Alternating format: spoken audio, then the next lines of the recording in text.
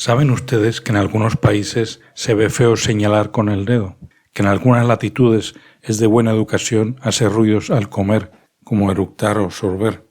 ¿Saben que regalar flores se ve mal en ciertas regiones? En algunos países los hombres se besan las mejillas al saludarse, pero en otras esto no se entiende. Todos sabemos que en otras épocas se veía mal que las mujeres usaran pantalones, pero no en nuestra época.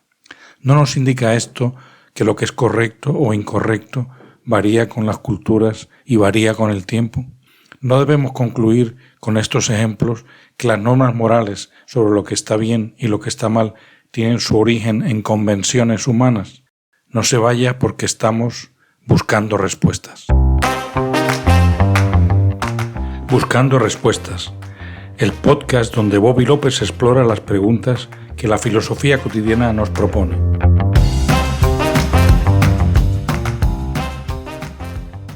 Estamos de vuelta en los episodios sobre la moral. Hemos analizado en otros episodios las teorías que hay sobre el origen de la moral.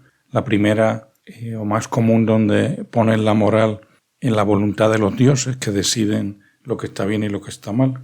Hemos analizado también las respuestas más naturalistas, donde la naturaleza exige de seres vivos un cierto comportamiento para poder vivir. Y vamos a analizar en este episodio el tercer gran grupo de teorías sobre la moral, que es el origen de la moral es convencional, que los hombres de cada lugar y de cada tiempo deciden los comportamientos que no se van a admitir en esa colectividad. Vivimos en una época de pensamiento que se conoce como modernidad, que abarca más o menos los últimos 500 años y que se caracteriza por una gran centralidad o importancia de lo individual como opuesto a lo colectivo o a lo sistémico. En estas épocas más individualistas, que ya ha habido varias en la historia, se puede o se tiende a pensar, en el caso más extremo, que cada individuo puede definir lo que está bien y lo que está mal. Normalmente dentro de los límites de que no moleste a los demás, que es el gran dogma individualista. Con esta visión de la persona es típico que se piense que las normas morales son casi todas de naturaleza convencional, es decir, acuerdos o convenciones entre personas, acuerdos orientados sobre todo a que nos respetemos unos a otros, a organizarnos para no pisarnos los pies.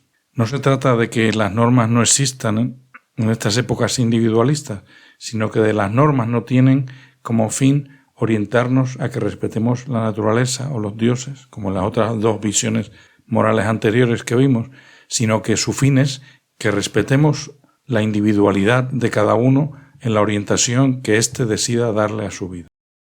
Normalmente, este relativismo moral suele provocar lo que se puede calificar como un bajo tono moral o baja moralidad, en el sentido de que las morales sociales o convencionales, estas morales sociales, son morales de mínimos, lo mínimo que tienes que hacer para no molestar a los demás. Las morales de mínimo tienden a no poner ideales a las personas, más allá de no incordiar para no ser incordiado, más que lograr grandes gestas heroicas. Pero tenemos ahora que hacer un parón y preguntarnos, ¿es lo mismo el que las normas morales sean variables con las culturas y los tiempos a que esas normas sean convencionales? Es decir, creadas tan solo por una convención o un acuerdo entre los hombres. ¿Es lo mismo cultural que convencional? Existen muchísimas normas que son convencionales. Si guiamos los carros por la izquierda o por la derecha, si tenemos que pagar el 7 o el 17% de impuestos, si el permiso X lo otorga tal o cual instrumentalidad pública, y podemos ver fácilmente que estas normas pueden ser muy convencionales y por lo tanto variantes. Pero analizamos por un momento lo que es la cultura, para ver si lo que se impone culturalmente es todo arbitrario, es decir, convencional, o hay algunas reglas que tienen que seguir esas reglas culturales. Acudimos aquí a nuestra narrativa favorita, la evolución, y vemos que desde el punto de vista evolutivo, la cultura es una ayuda suplementaria a la del código genético que la naturaleza instila en los animales sociales, sobre todo en el humano. para que sepamos cómo vivir, qué cosas se pueden comer, qué cosas sirven para curar, de qué forma nos podemos apoyar en los demás para echar adelante, etc. En el caso del humano, que cuenta con las herramientas de las ideas y de las palabras, este conocimiento colectivo se almacena colectivamente en toda la comunidad, no tan solo en los padres como en otros animales superiores, donde son los criadores los que preparan a la cría para la vida.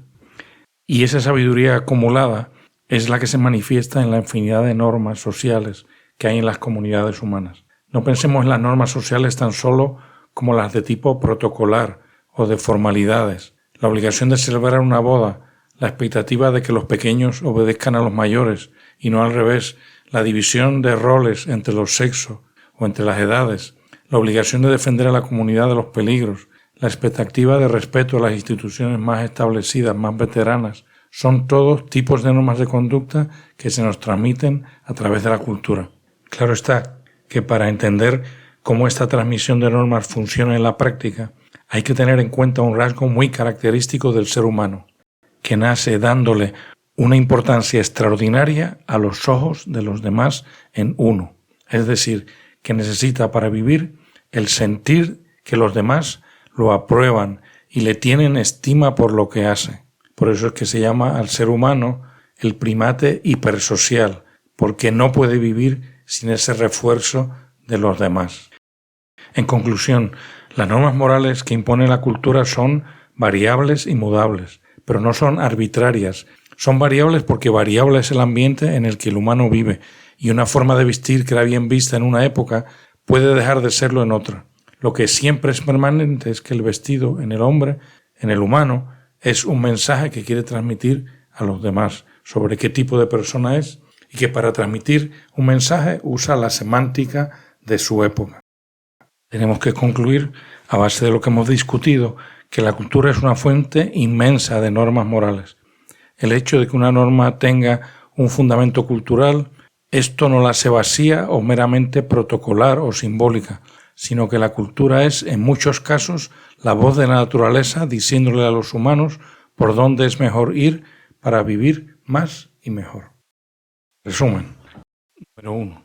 En momentos culturales de mucho individualismo, como el presente, hay una tendencia a reducir las normas morales a lo mínimo para no molestar a los demás, ya que no hay un proyecto de vida colectivo generalmente aceptado. Número 2.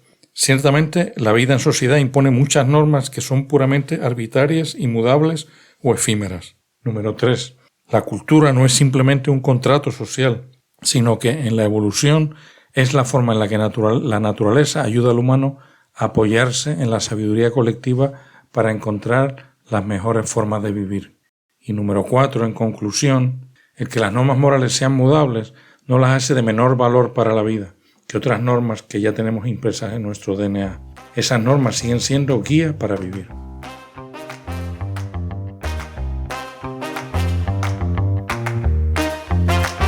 Gracias por escuchar Buscando Respuestas. Soy Bobby López. Si desean saber más de estos temas, pueden visitar mi blog buscando-respuestas.com buscando-respuestas.com o mi Twitter buscando77.